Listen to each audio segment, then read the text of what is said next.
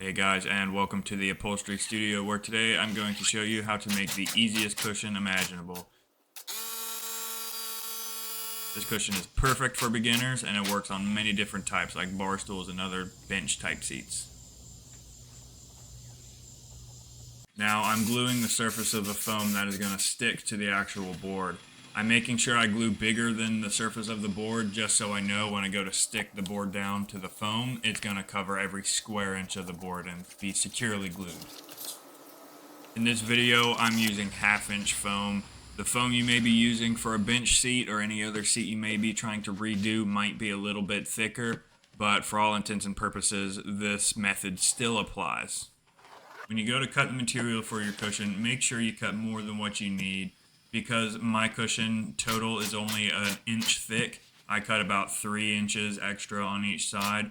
You're going to want to cut more if your cushion may be 2 or even 3 inches thick. Just keep that in mind so you have material to actually grab and pull when you go to staple.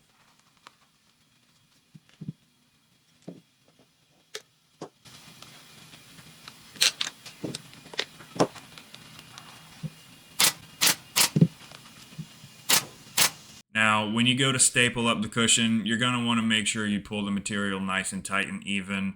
Not so tight to where the material rips out from the staples. What I'm doing here is I'm starting in the middle and I'm going to leave the corners unstapled, and we're going to do those after, and I will show you my method on how I do it. As you see here, all I'm using is a little bit of heat from my wife's blow dryer. That's really all it takes. What the heat allows you to do is it allows you to stretch all those wrinkles that form past the sides and into the bottom where no one will see.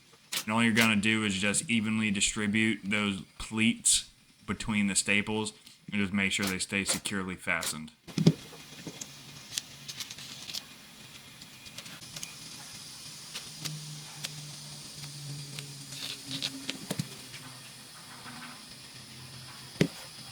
Now here's a close-up of exactly what I'm talking about.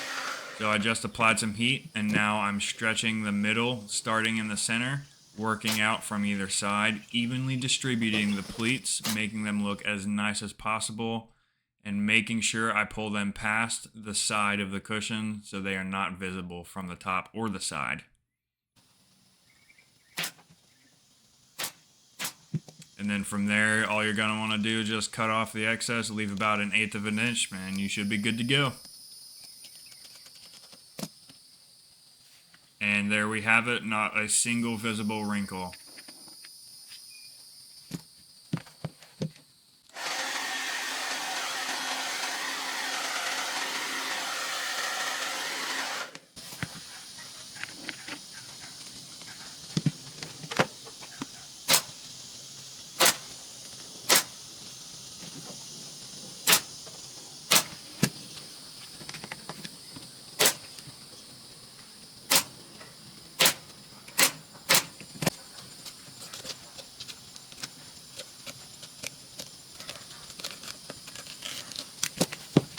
When you go to staple on the welt cord or the piping, just make sure you leave a little bit excess not stapled down, because that's where we are going to cap it off.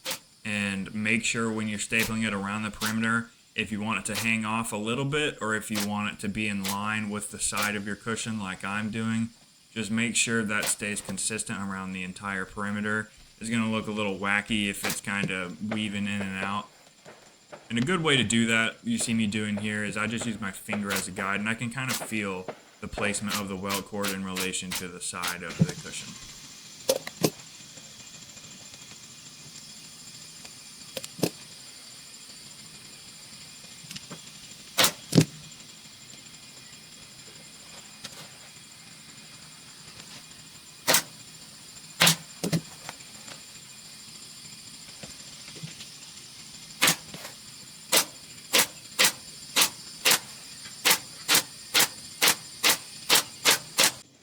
When stapling these corners, you want to pay attention to where the actual cord is and staple it to where you like it, and then any excess that's bunching up, you're just going to staple down.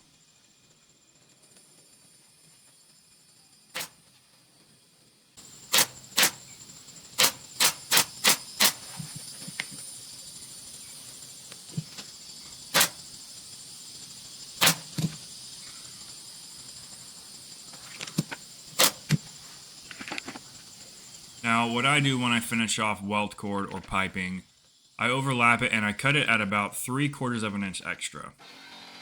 From there, I unpeel it and I wrap it around the other side, and then I look and see how much of the welt cord is overlapping, and from there, I just cut it where those two ends meet, and then you just staple it down and you have a nice seamless look.